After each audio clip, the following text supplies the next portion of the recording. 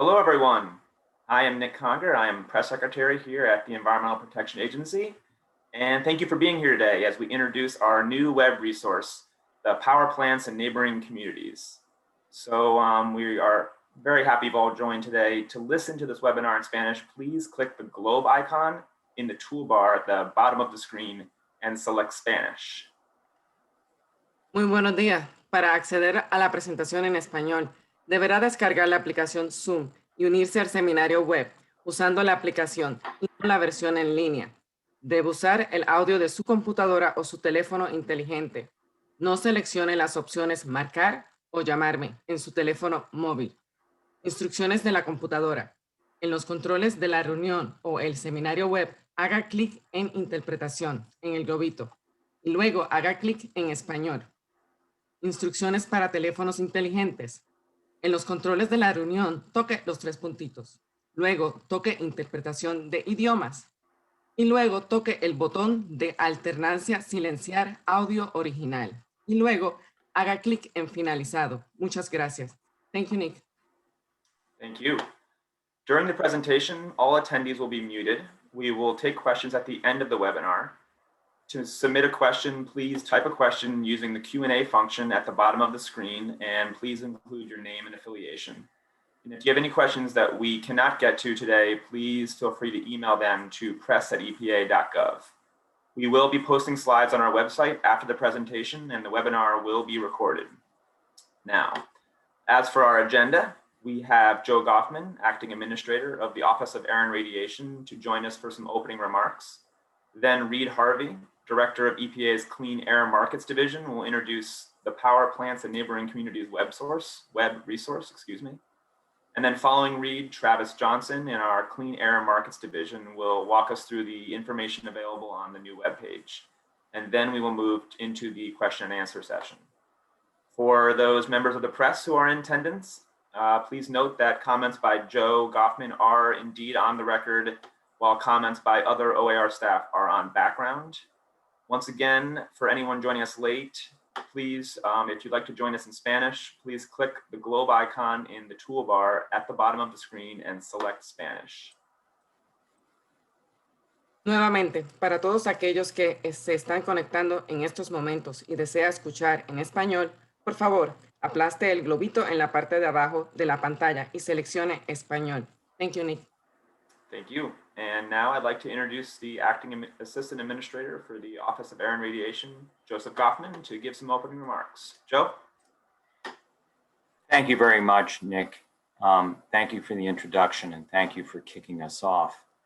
Above all, thanks everybody who's participating by joining the call today. The team here at EPA is proud to announce a new tool in the form of an EPA web resource to help citizens and communities take strides to advance environmental justice. We are grateful to our administrator, Administrator Regan, and President Biden for providing the kind of leadership needed to allow us to contribute this new tool to the effort. The goals of achieving clean air and advancing environmental justice are inseparable. Reducing pollution from some of our biggest polluters can and must go hand in hand with reducing health-harming pollutants, especially in overburdened communities that have already disproportionately suffered from poor air quality for far too long. At this agency and in communities across the country, our shared mission is to protect human health and the environment. We believe that to fulfill that mission, we must give people the kind of information they are entitled to have and that they can use to make progress in their communities. Information that is clear, transparent, and rooted in reliable data and sound science. Information is the first step in allowing people on the ground, as well as the agency and its partners, to recognize, understand, and search for the solutions that must be found to the problems air pollution poses for achieving environmental justice and equity. We've always strived to make our data transparent and accessible to everyone. Today, we are pleased to improve our efforts by combining already publicly available information in new ways to help better understand and communicate the disproportionate impacts of air pollution on air quality in overburdened communities. With our new tool, which we call Power Plants and Neighboring Communities, Americans can now more easily access and integrate data on power plants with the demographics of nearby communities so that people can better protect their neighborhoods from air pollution. The American people, everyone, deserve better access to data and the environmental impacts on their communities. And that's what EPA is going to continue to try to deliver. And we think that we're delivering today. Information is power, and we are committed to making information as readily accessible and easily digestible as possible in order to make it a truly empowering tool.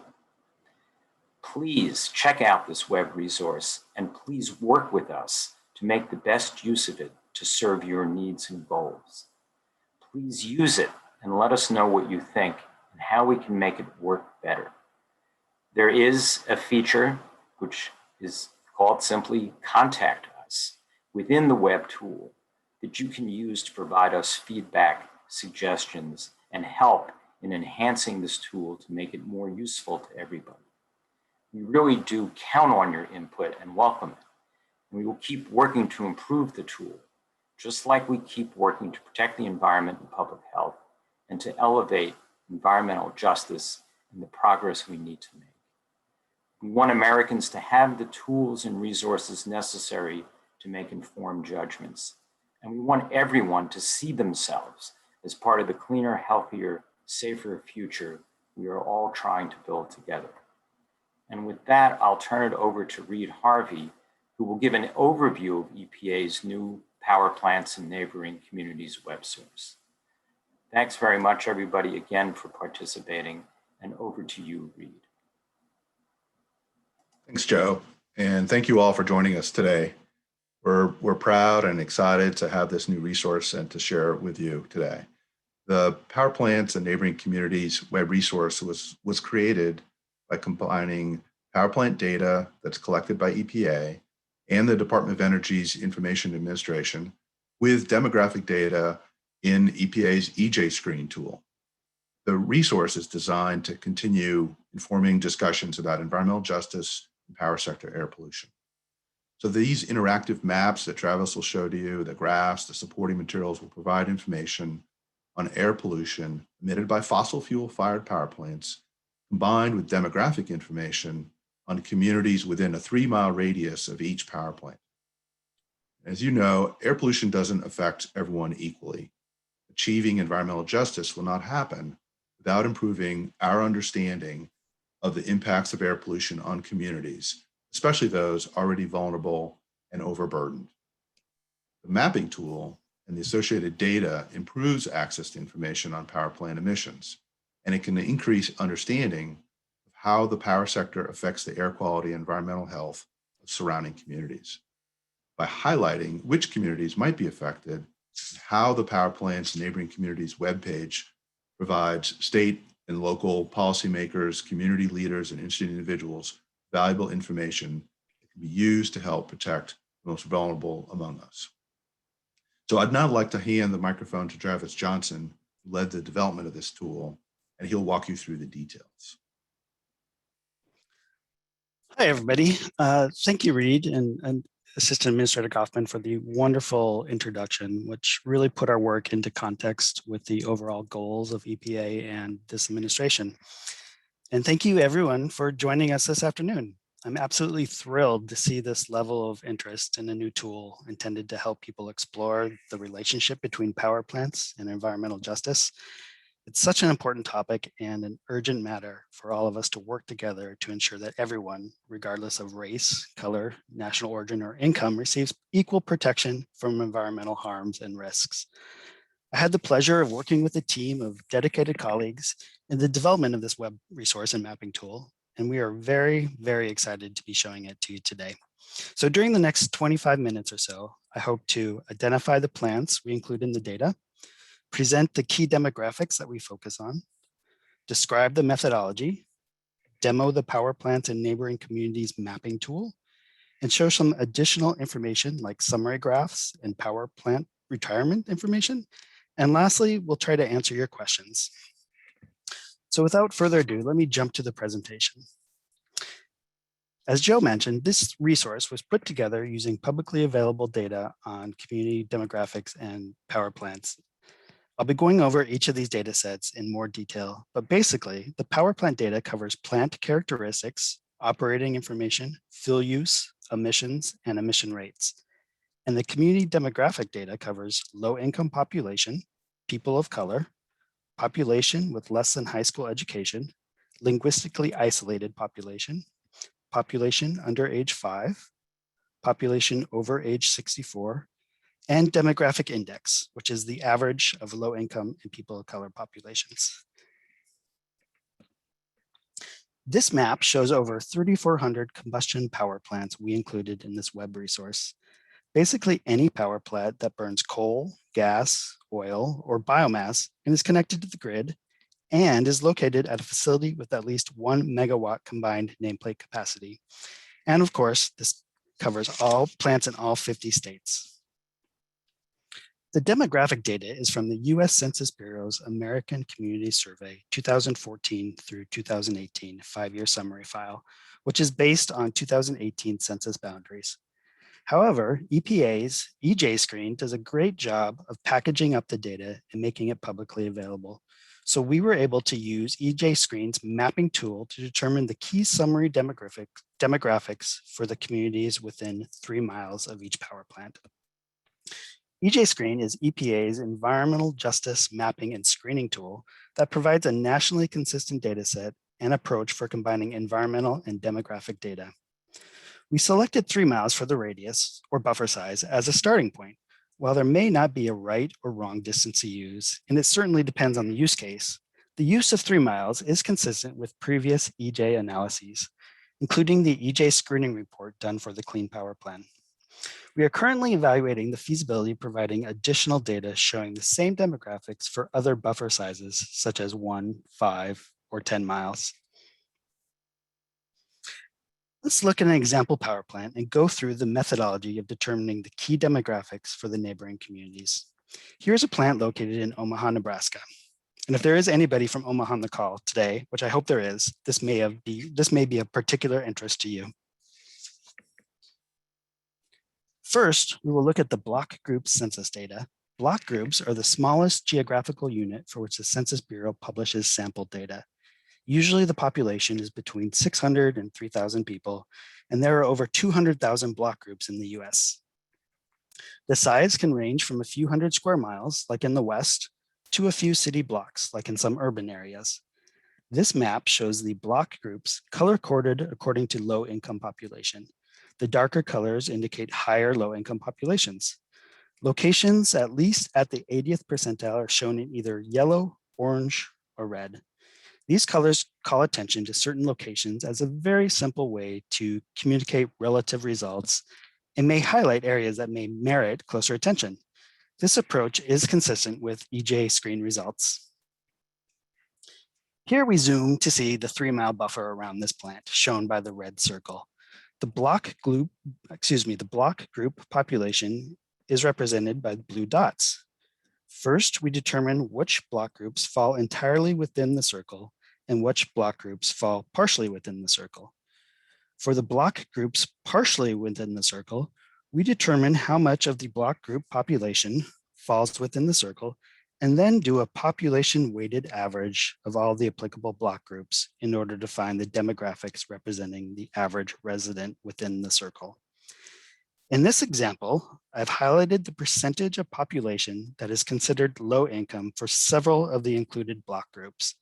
Some of them are at higher than 54% low income, which is determined for the area within the circle, and some of them are lower. The final value for the circle within will be somewhere in the range of all the values and more heavily influenced by the block groups with higher populations and by the block groups with more area inside the circle. These pie charts are showing the population percentages determined for the key demographics of the neighboring communities around that power plant in Omaha, Nebraska. The national averages are also included in parentheses above each pie chart so that you can see how this area compares to national values. Another way of comparing the neighboring communities' values on a national basis is to provide the percentiles, which are shown in red below the pie charts. Most of the values you will see in the power plant and neighboring communities web resource page and mapping tool will be national percentiles. Percentiles are an easier way to see how the neighboring community residents compare to everyone else in the United States. The national percentile tells you what percentage of the US population has an equal or lower value. For example, an area that is at the 83rd national percentile for low income has a higher low income population percentage than where 83% of the US population lives. And that was a lot of buildup, but let's finally take a look at the mapping tool.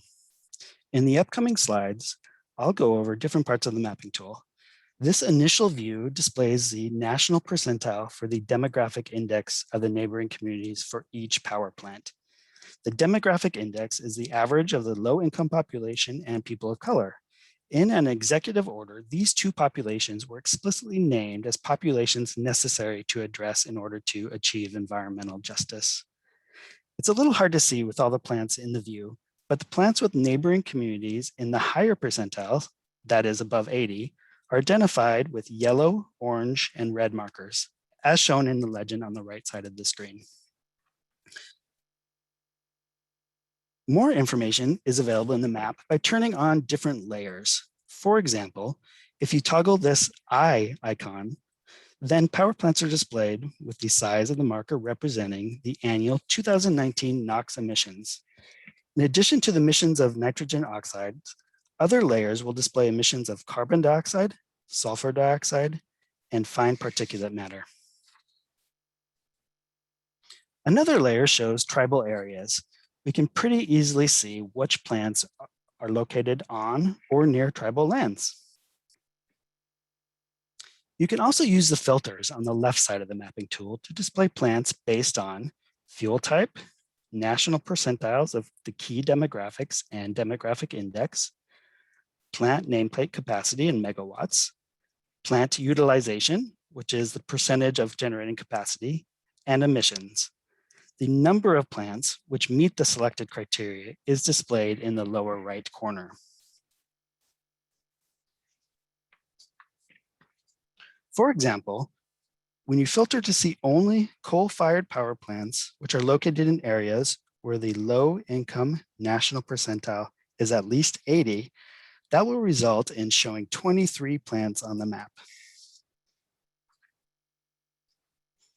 In another example, if you filter to see only coal-fired power plants, which are located in areas where the demographic index is at least 75, the low income percentile is at least 80, the people of color percentile is at least 70, the plant nameplate capacity is at least 600 megawatts, and the plant utilization is at least 30%, and the annual 2019 NOx emissions are at least 3,000 tons. Then only 3 plants meet those criteria and are displayed in the map. It's not a coincidence that one of those plants is the Omaha, Nebraska example. So let's use this opportunity to investigate the area around this plant a little more. By going back to the layers, you can show the populations of these census block groups, or the percentiles of the key demographics and demographic index for the census block groups. This view is only showing the demographic index, but the rest of the key demographics are available on different layers. To see even more information on a particular census block group, you can select it on the map and a pop-up will show additional information.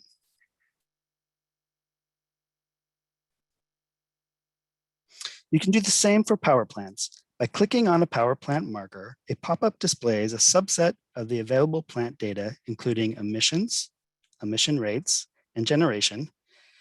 Additionally, the key demographics of the neighboring communities are also presented. You can also find links to more information in the pop-up.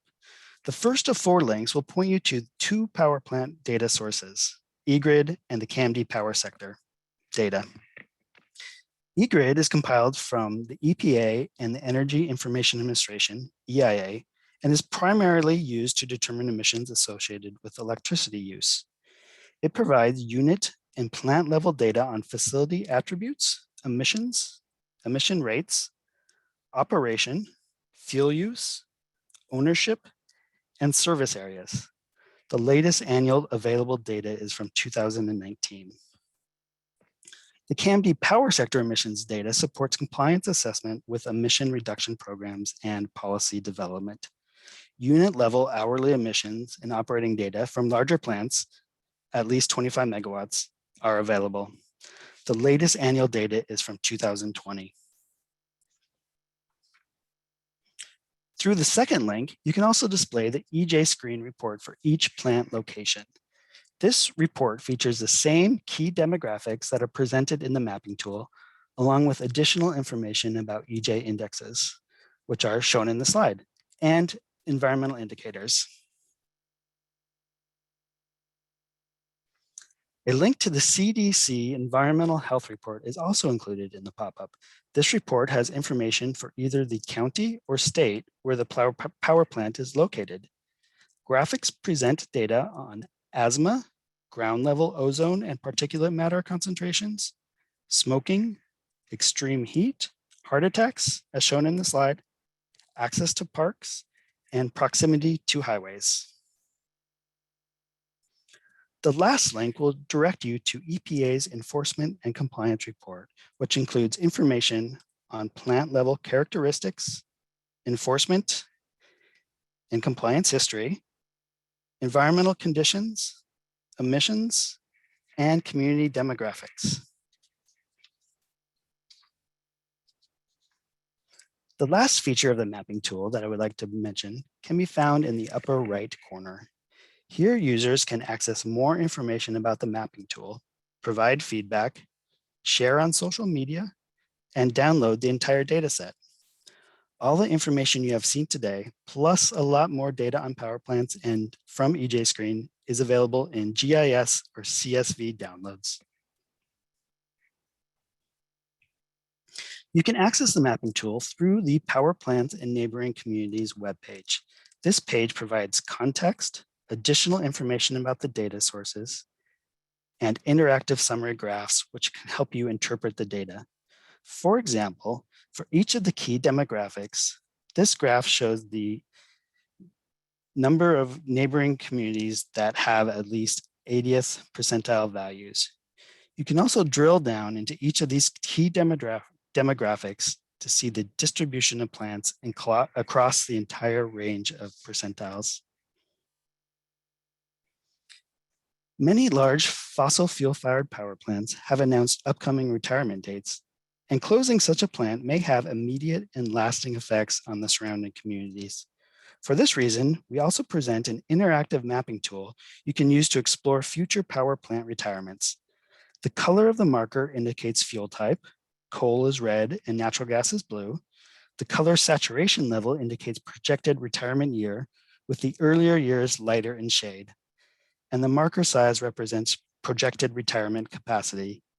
You can also adjust the date slider at the bottom of the map to get a picture of when certain plants are retiring up until 2030. And that concludes the presentation. I'll turn it back over to Reed for the Q&As. Thanks, Travis, very much. So now we're at the Q&A portion of the webinar. If you have questions about the mapping tool or anything else that Travis just highlighted for you, please submit them using the Q&A button. If you can, please also share your full name and your affiliation if you belong to an organization. And we have several people here who may be able to answer your questions. Jeremy Schreifels is going to be our reader of the questions. So Jeremy, if you can start, we can take the first question. Great, thank you very much, Reed. And this first question will be for Travis. There were a couple questions submitted about the information or the facilities included in the mapping tool.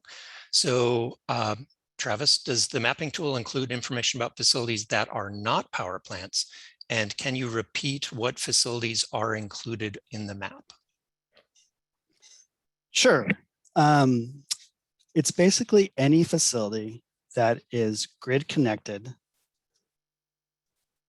and is located at a facility that's at least 1 megawatt in nameplate capacity. So it generally includes power plants, but it may not be the power plants that you have in mind as larger coal-fired power plants. Of course, those are in there, but it also includes any like backup diesel generators that burn certain points, or maybe some smaller units. And of course, this only includes fossil fuel fired units. So renewables such as wind and solar are not included in that. Great, thank you, Travis. And there's another question about time series data. So you mentioned that the tool includes the 2019 data. Can you see how emissions for a specific area or plant have changed over time? No, not at this point. We don't have the time series data. And just to clarify that, the actual mapping is showing the 2019 values based on the emissions and generation resource integrated database. But when available, within the pop-up, we do show the 2020 annual emissions. And those are going to be for the larger plants that are above 25 megawatts. Great, thank you, Travis. And another one for you about the 3-mile radius. Some of these plants are very large and cover a large area. So the question is, where is that 3-mile radius centered? Is it on the stack of the plant or some other location? Well, that's a good question. I would say generally it's right in the middle of the plant. So we use the information submitted to us under the power sector emissions data about the lat and long from the facility. So that's going to be whatever they submit to us. And generally it's in the middle of the plant, but it could vary according to the facility. Sometimes it's on the stack, sometimes it's on the generator, but generally it's in the middle of the plant. Okay, Travis, could you also repeat what was the basis for the 3-mile radius? Sure. Yeah, so the 3-mile radius is a start, right? So we selected the 3-mile radius based on previous analyses that were done in this area, including the EJ screening for the Clean Power Plan. Like I mentioned in the presentation, we're also evaluating the ability to present other distances, such as 1, 5, and 10 miles. Great, thank you, Travis. And then a question about the maps. Several of the maps that you showed had different colors to indicate different levels, different percentiles, but there were also a number of small blue dots as you zoomed in to see one of the facilities in Omaha, Nebraska. Could you explain what those blue dots represent? Sure, yeah, that's the actual population for each of these census blocks. The blue dots are representing kind of the population density or the total population of that census block group. And that's important when you're figuring out the summary demographics for that 3-mile radius, because all the values from the different census block groups are population weighted. Thank you. And another question about the filtering of the power plants. So you showed on the left side of the screen where people could filter for fuel type and some other demographic indicators. The question is, are there other things that you can filter by, such as the age of the plant? And for the demographic indicators, or the demographics, is it possible to filter by actual percentages instead of percentiles? So the answer is no. We do not have the ability to filter by age of the plant. And as of now, the only filters available are by the actual percentiles. But comments like these are what we want to hear. So if the questioner wants to provide some additional information, or anybody else, we'd love to hear your suggestions for improvements on this tool. And I will say that the entire data set is available for download in an Excel or CSV file. So within that data set, for each of these plant locations, we are showing the actual percentages and percentiles. But as you saw, we only show the percentiles on the mapping tool. Great, thank you, Travis.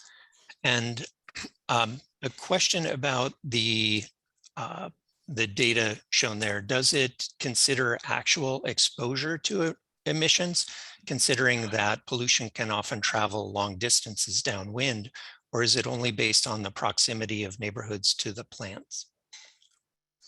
So yeah, so this is, there's no indicators about actual exposure on this mapping tool. This, as we mentioned, is presenting already publicly available data in a way that we hope will make it easier for people to explore questions like that. So we presented the emissions at the plant and of course the demographics for the surrounding area, making no measurements or no methodology to actually figure out the exposure in this tool. Great, thank you.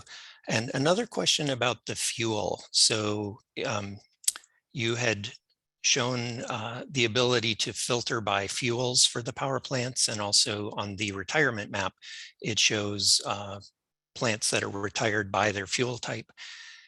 Does it indicate in any way when plants have converted from coal to natural gas? Which data are used for that, that filtering function?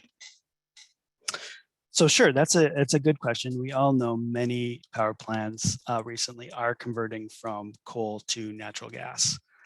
So speaking of the communities and power plants and neighboring communities mapping tool, that fuel type that we list there is going to be based on the greatest amount of fuel that was used in 2019. So if there was more heat input from coal, then that facility will be indicated as a coal facility, even though perhaps maybe in later 2019 they had switched entirely to gas. But with updates of the tool and the data, those plants will switch over to gas in the future. Great, and you mentioned updates, and there are several questions related to updating the data. Are there any plans to update census and EJ screen data as well as the emissions data?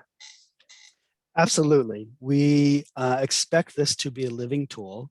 And so with relevant updates of the underlying data, such as EJ screen data and the emissions data, we'll be making those updates to the tool to provide the latest data available. Great, thank you. And a question about zooming in. You showed a plant in Omaha, Nebraska, and you discussed the ability to zoom in to see individual plants. Is there a function where people can enter in their address or zip code, similar to what EJ Screen or Power Profiler provide, to see visually on the map what kinds of environmental, what power plants and those power plants emissions may be near their communities? Absolutely, and that's a great question and probably something I should have highlighted during the presentation, but the map does have a functionality where you can enter in your address or say your town, and the map will zoom into that particular location, and you can more easily see maybe the power plants around there or the demographics of that area. Great, thank you. And could you list what areas outside of the contiguous US are included in the data set? That's also a great question. Obviously, we have Hawaii and Alaska included, and we also have a partial data set for Puerto Rico. So if you were to, if you go into the underlying data set, we'll have several plants with emissions in Puerto Rico, and many of the EJ screen demographic indicators, environmental indicators. What we don't have, and why we don't highlight it on the map, is we don't have the national percentiles for Puerto Rico. But I expect, talking to the EJ screen folks, that those should be released very soon. And when they are, we will be adding Puerto Rico in its entirety to the mapping tool. Great, thank you, Travis. And you, on the map that you displayed, initially there were roughly around 3,400 power plants, and you indicated those were facilities that were had a cumulative capacity of 1 megawatt or greater and burned combusted fossil fuel. Does that include any plants that might burn partial biomass or 100% biomass? Yes, it does. So there is one of the options for the filters is a fuel category, and biomass is included under there. So it does include any of the combustion sources, which include biomass. Thank you. There are also some questions about aggregating data up to larger regions. So you had shown how to zoom into an individual power plant and see the areas, the census block groups around that. But is there a way to see how a state may compare and the power plants within that state may compare? For example, in a graph form or some other format? Sure. So not in the tool per se. We do provide some links within the pop-up of the power plant pop-up that will go to the CDC environmental report, which may show metrics about certain emissions like ozone and PM 2.5 for either the county or state level. To see how power plants emissions are at the state level, you should check out the underlying data source, the eGrid. If you go to that website, there's a mapping tool or a data explorer tool, which you can see comparisons on a state-by-state basis.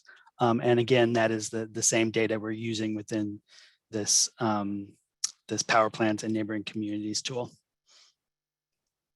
Thank you, Travis. And another question about, or actually there were a few questions about population, and different census blocks may have high levels, a high percentage of a certain demographic, for example, low income, but a very low population. Other areas may have very high population, but lower percentage of the demographic of interest. So could you explain how that's factored in to come up with the impact that power plant may have? Sure, and that's a complicated question, which may be better suited for my colleague who is on the line, Tai Lung, who is in the Office of Environmental Justice. I will give it a shot, and then if he or anybody wants to chip in, that would be great. But basically, we are using this census block group data as far as population and demographic indicators or key demographics, and determining which part of that census block group, or if it falls entirely within this area of interest within the 3 miles, and using the population of that census block group to determine which population is within that 3 mile radius or that buffer size and which is out, and then weighting those individual percentiles by that estimated population within the buffer area. I'm not entirely sure that gets exactly to the question. Great. I hopefully that addresses it. If the person who asked the question, if you don't feel that addresses it, please feel free to add another, post another question to the Q&A. I'm sorry, I'm just scrolling through here. So does the map show the transport of air pollution? So it goes back to an earlier question. As we've discussed, emissions from these very tall stacks can travel long distances and affect downwind communities. Is any of that indicated on the map? No, no. So that's not available. The transport of pollutants from these power plants are not available through this tool. Thank you, Travis. And again, I encourage people, if you have questions, please post them to the Q&A. But as of right now, we have one more question, which is about the use of the tool. So how should communities and states and local governments, how can they use this tool? Great. Yeah, that's a good question. We envision that state and local governments can explore this tool and of course use it to the what they see fit. You know, this is, like I said, this is publicly available information that we're putting together to enable people like states and localities to better find and use this data in ways that make sense for them. Great, thank you. And two more questions have come in. The first one, will EPA extend this tool to other industrial sectors? That's a great question. I hope so. I think this is maybe the kind of the intro tool, and we have been in discussions in relation to this tool with other offices within EPA, and have been busy demoing it and the capability. And there is great interest, I think, within other offices of extending the functionality of a tool like this to other industries. And I would be remiss in not mentioning that there is a ton of information already available through EJ Screen. So this information that we presented today is available through the EJ Screen mapper. Maybe not as easily as this tool, but if you're interested in other industries, that would be a great place to start. Great. And Travis, there are a couple questions about the demographics and where people can find more information about how they are defined. So for example, low income, what is the definition for low income? Sure. Yeah. So these definitions are going to be found on the EJ Screen website and technical information. And within the web page that we're offering, we try to provide lots of links to these definitions and additional information available through the EJ Screen tool and web resources. Right. And some questions related to that linkage between this tool and EJ Screen. One of the resources available on the website shows people how to use EJ Screen to access this same data. But there is a question about separate additional data layers. So in EJ Screen, people may be able to upload additional data layers to view. Is that possible within this tool? Unfortunately, no. Yeah, so there's no ability for users to upload additional layers to use. However, if users want to explore this data more in their own GIS applications, all this information is available for download, like I mentioned, either a CSV or Excel file or through GIS files. Right, and so the GIS shapefiles are included. That was another question. Is that correct? Yes, absolutely. Great. And then when people open up the pop-up window for one of the power plants, it displays information, as you demonstrated, it displays information about the emissions and the different demographic indicators for that area, as well as links to other reports that they can find either specific to the plant or the region or state. But there's a yellow bar graph in the middle of that was not shown in the demonstration. Can you explain what that yellow bar graph represents? Sure. Yeah, that's just a visual representation of the percentiles of the key demographics. So the same information listed above in the pop-up in table format is presented as a bar graph.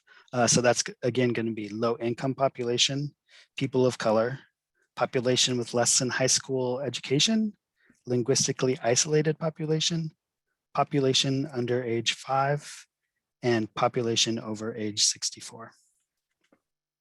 Great. Thank you, Travis. So the next question is about accessing the data. You mentioned the CSVs and Excel files as well as the GIS layers. Is there an API or a public Esri layer that could be used to pull this data into different web mapping platforms? I don't think at this time there is API or a public Esri layer. But if you go, there's links within the website and within the tool to the feature layer information on our Geo platform, and you should be able to download the file from there. Okay, thank you, Travis. And there were a number of questions earlier, and I'm hoping that other people can see the answered chats, but there were some questions about, will this session be recorded and posted? And the answer to that is yes, it is being recorded and will be posted, although it may take a day or two for us to get it up on the website. But you should be able to see the website in the answered section of the Q&A. You can also find it by going directly to the Clean Air Markets homepage, which is epa.gov/air markets, all one word. And then similarly, there were some questions about the URL. So I, again, would point people to that. So let me, I guess at that point, let me end the Q&A, and I'm going to turn it back over to Reed Harvey. And I will say, for those of you that we haven't, if you had questions that we weren't able to respond to, please feel free to send them to press@epa.gov.